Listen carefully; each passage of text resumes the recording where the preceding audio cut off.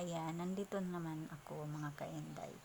Maayong hapon sa ating lahat. Ayan, meron lang akong kwento mga kainday. So, ngayong umaga, nag-almusal na kami at bumili ako ng mga kaunting pangailangan, ganon. Ayan. Tapos, alam niyo mga kainday, happy na ako sa ganitong buhay. Kahit wala kasi nung mga kaibigan o mga ano ba yan, ang mahalaga sa atin ay ang pamilya. Huwag niyong kalimutan mga kainday, ang mahalaga ay pamilya. Kahit anong oras o ano ang mangyari, ang pamilya ay nandyan para sa atin. Nandyan naman ang mga kaibigan, pero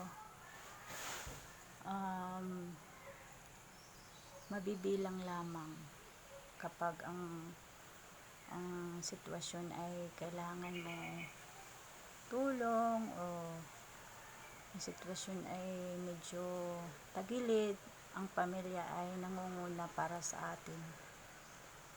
Nandyan naman ang mga kaibigan, pero ang i-priority natin ay pamilya. Pamilya, magulang, kapatid, anak. Ayan. Yan ang pinaka-importante sa lahat. Tsaka mga kainday, happy lang. Huwag isipin ang mga hinanaing sa buhay. Gugulang, magsikap, at kung may trabaho, mahalin ang trabaho.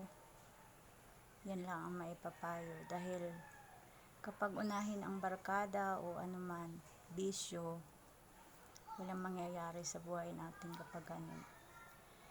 Kaya salamat sa lahat ng mga nagsuporta sa akin dyan sa mga videos ko. Thank you guys and good afternoon.